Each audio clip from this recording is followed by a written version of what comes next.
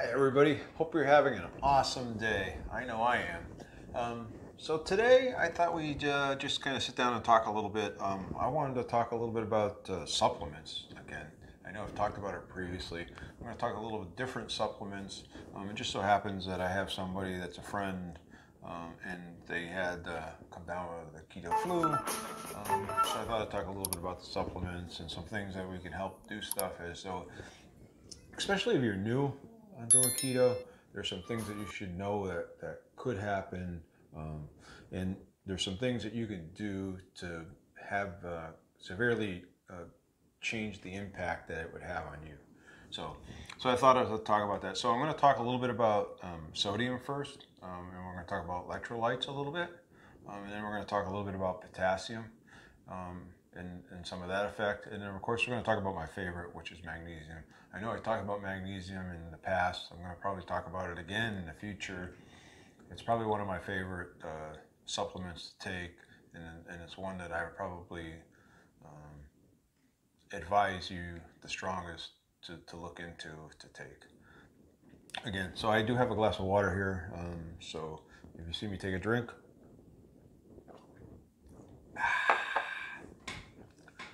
that's what I'm doing, just kind of wet my whistle a little bit. So I'm kind of gonna get into it and why what we're talking about, right? So again, why do you get the keto flu, and some of the supplements and how they help that.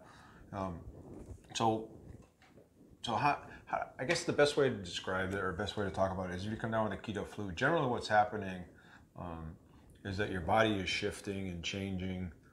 And as your body shifts and change, so does the nutrients and minerals in your body shift and change, and how your body processes those things a little differently. So just kind of keep that in mind. So as you go through it, things don't always stay the same. They change a little bit, right? So as you change, your body starts to change and process stuff. So one of the things that happens, and especially with electrolytes, is that as your kidney starts processing and creating ketones, it actually starts flushing out sodium out of your body. So you urinate it out, right, and you get rid of it and you excrete it, right? So I guess that's the proper way of excreting it, and you get rid of it. So it's not like a normal daily diet where you consume it and it kind of stays in you, or it gets processed at a much slower rate. When your body's creating ketones and it becomes the insulin level goes way down, your body has to adjust to it, and when it adjusts to it, one of the things it does is it excretes more sodium and gets rid of the sodium out of your body. So it's really easy to become deficient in certain things. And one of those things is the sodium disrupts your body system, and it actually can throw you into a hormonal imbalance, and which is in turn causes the keto flu. So one of the things, if you do ever hear about it or talk about it, you'll see when they tell you if you get the keto flu, is to try to drink a lot of electrolytes and try to take sodium, right? So that's one of the things I'm going to talk about. So some of the other things that will happen just from having the lack of sodium, or from the lack of electrolytes, is actually that it will cause you to feel some weakness, that little fatigue and that brain fog that you have sometimes, especially when you're first starting out, the first couple of weeks, 2, 3, 4 weeks, and sometimes even into it for a while, because depending on the exercise regimen and the diet that you're eating and everything else, if you're shifting it as you go and adjusting it, you can have some issues with that sodium. So you'll feel that fatigue and that weakness, and sometimes you can cause headaches if you have that lack of electrolytes, and like I said, brain fog, so you have difficulty concentrating on what you're doing. So some of it is just getting used to the body changes and figuring out how to adjust and what to do for it. So I know there's lots and lots of electrolytes out there that you can get, electrolyte formulas and stuff like that. And I'm just going to tell you, so what I do, and then I'm going to tell you a little bit about, so right now on average, the American Heart Association, I'm looking down because I took some notes down here. So American Heart Association talks about you should have probably less than 1.5 grams of sodium a day. And if you have high blood pressure or something else like that, it's probably even lower than that. They're going to tell you to minimize it. And I'm just a guy on the internet, so I'm not going to tell you to do anything that your doctor tells you to do. So you should listen to your doctor and do what he tells you to. And if you have any questions, you should ask him and get his opinion and get his thoughts and get his information from him, because he's the professional that knows about this stuff. I'll just tell you about a little bit about my experience over the past 3 years and losing, the 45 pounds and then keeping it off for the last 2.5 years, and how much it's really changed how I feel and how much younger it's made me feel, right? So it's really been good. So anyway, so it tells you that, but I'm going to tell you that, there's some controversy as what you should be taking. Like I said, in the keto, where you're excreting a lot of the sodium out, that I would suggest that you start taking a look at the sodium and really start looking at how to increase the sodium. And I know, I'm going to be honest with you, so there's a lot of supplements out there now that you can buy that are electrolytes, and you can buy them and you can mix them in the drink.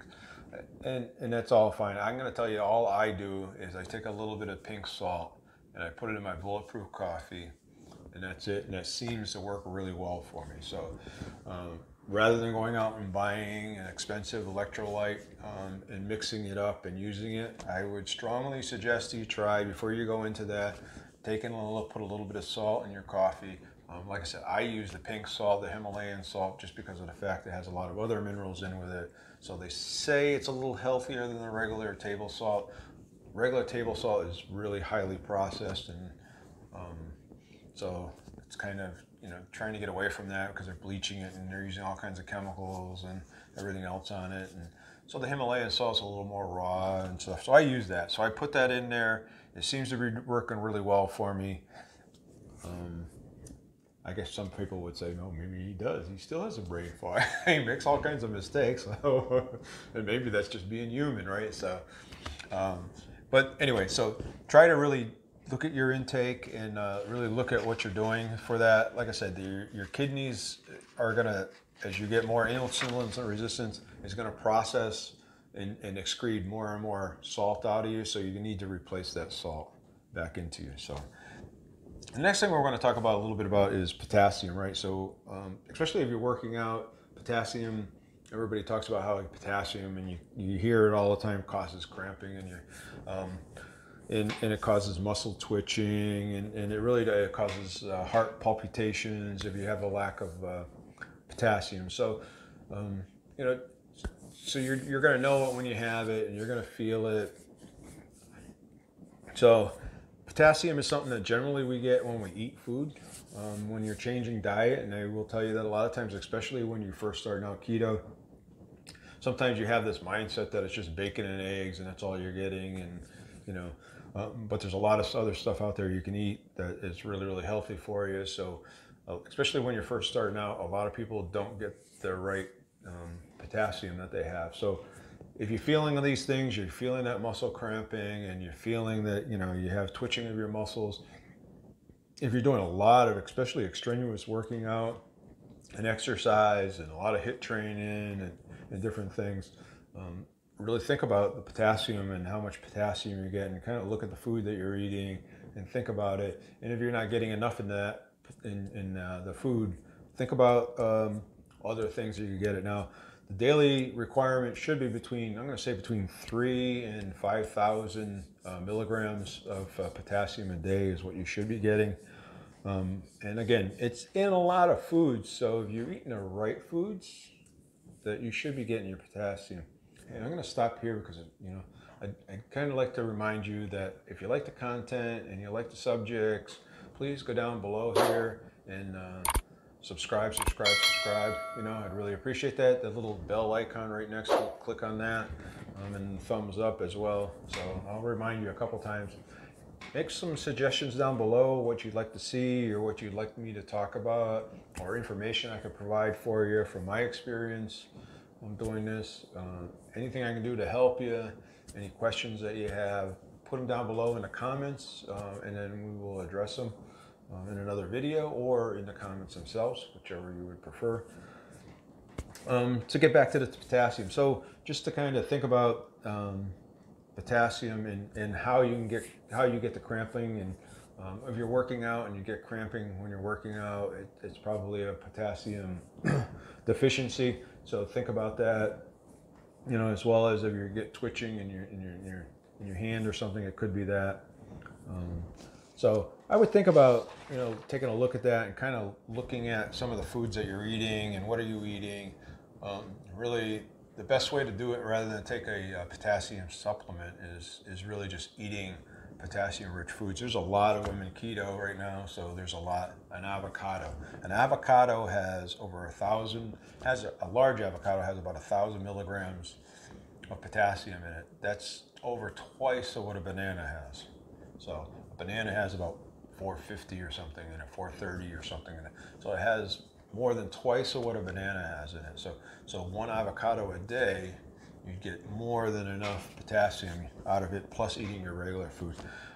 Swiss chard's another one, right? 950 milligrams out of a cup of Swiss chards. Spinach. I eat spinach pretty regularly. I make salads and stuff with them. I mix my little baby spinach with some arugula and some goat cheese and other things. So I eat it pretty regularly. It's an easy lunch for me to bring to work and stuff, so I eat that quite regularly. I can make it in different ways. I just do it different. One day it's tuna, the next day it's shrimp, the next day it's chicken, the next day it's something else. So it's really easy to mix it up, and so have a different flavor every day, and a couple different dressings as well. So it has about 850 milligrams of potassium in it, so it's another really, really high source. So everybody talks about iron in it, but it also has a lot of potassium in it. Another thing is mushrooms, right? So when you're cooking, put some mushrooms on top of them. I know you could have them limited, but you can still have them. There's about 550 in a cup. Brussels sprouts or something else. We cook Brussels sprouts probably, I'm not gonna say we cook them all the time. We cook them every once in a while. We like to have them when we're going on the grill and we're cooking some salmon or some steaks or something on the grill. And we'll throw in some Brussels sprouts in there and season them and cook them on the grill as well. So they come out really good. One of the things I do eat a lot of is 1 cup of broccoli, because I usually eat broccoli. I bet you I eat it 4 times a week, 3 or 4 times a week, with some other kind of meat or something of that nature. I had some ribs earlier. Yeah, I think yesterday I had ribs and I had broccoli with it. So broccoli is another 460 milligrams. So if you eat the spinach for lunch and the broccoli with something else in the evening, you have a pretty good basis for the potassium that you're getting. Salmon's another one, 500 milligrams.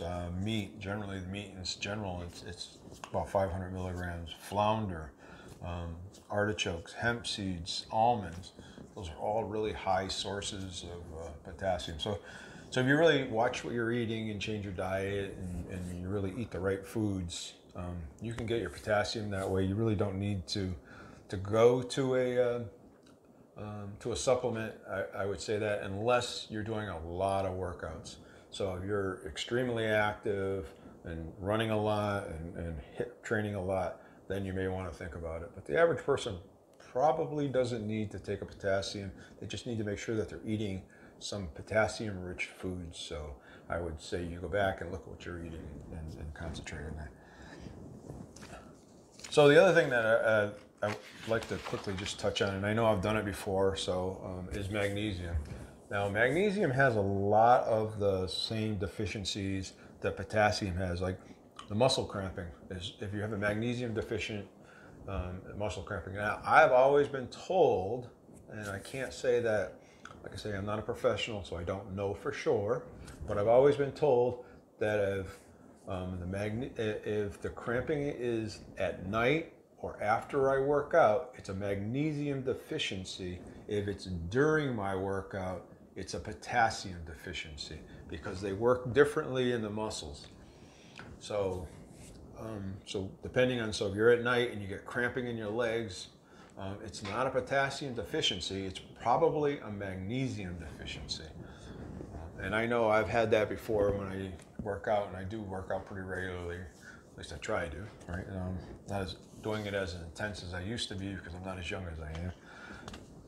So again, you can get this from a lot of different sources as well, from eating it. I will say that you need about 400 milligrams a day of magnesium. There's a lot of different types of magnesium, and I will say that most of the magnesium, when you go to CVS or Rite Aid or Walgreens or wherever you're going and getting your vitamins, most of the magnesium that you get out there is not worth the money that you're paying for it. So you got to make sure that you're getting some. Some of them actually can cause adverse effects and cause you to have diarrhea and some other things.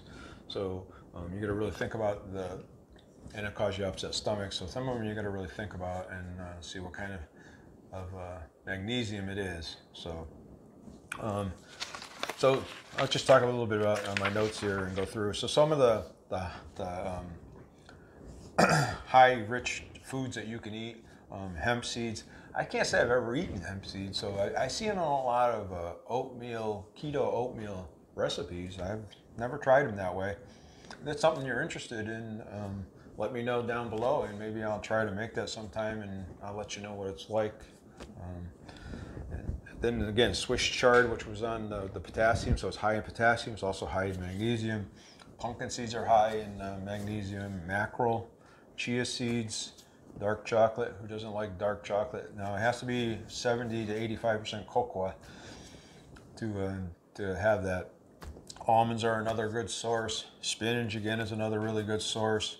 Pine nuts, avocados is another good source, and artichokes again are another good source.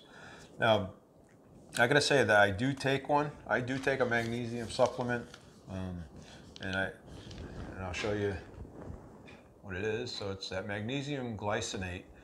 I will tell you I take this because it's really gentle on your stomach. It absorbs fairly slow into your system, so it's long lasting. So it's the one to take. So you see the sodium oxides, and you see some of the other ones out there. They're not worth taking. Your body just passes them right through. So you take it in your mouth. You're paying money for it. You're taking it in your mouth, and 20 minutes later, you're passing it out, excreting it out, and it didn't do anything for you because it didn't absorb into your body. Some of them you have to be careful of that will cause, like I say, stomachache. But this one here is a really good one. Now, if you want, I can leave some links down below of some of the different vitamins that I take, supplements that I take.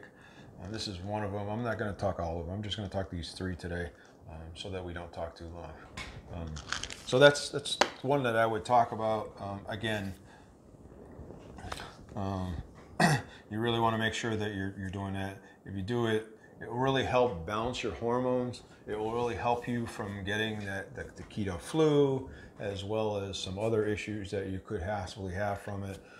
Generally, those issues are caused from hormonal imbalances because you're changing what you're eating. Your body's processing food differently, so therefore it's processing the minerals and vitamins differently. So you may have to adjust some of the minerals and vitamins that you're taking. Magnesium is one. Like I said, that glycinate is one. I do take some omega-3 tablets. These are actually from Costco. I got these last time because when I was lower, I was looking. They have a really high DHA, and if you're taking something like this, you want a really high DHA. I will say a lot of them, like the krill oils and stuff of that nature that I looked at, the DHA is not very high in it. So this was really good. So I do take some other ones as well. I'm not going to show them to you, but those three, if you want to avoid the keto flu, you want to avoid some of the pitfalls from doing keto.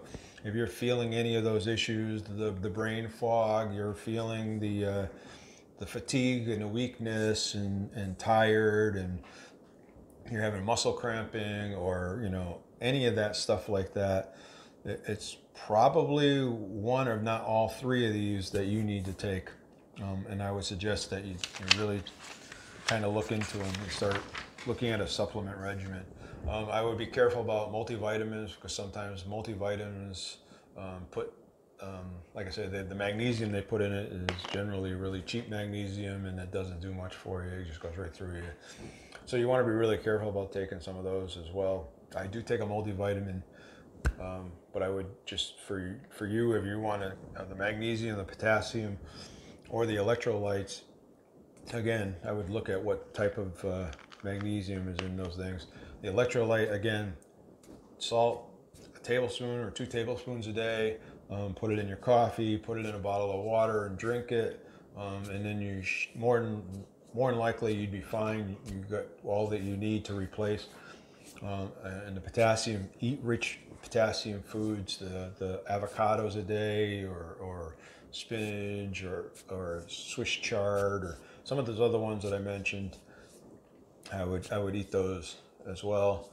And then magnesium, like I say, I do take a magnesium supplement. I would suggest that you do that. It will help with your adjustment, as well as it helps with some other bodily functions with you that make it a much better and more enjoyable experience. So with that said, I'm going to ask again, if you like this content, if you want to see more of it, subscribe down below, thumbs up, hit that little bell icon over here. All right, I hope it's over here.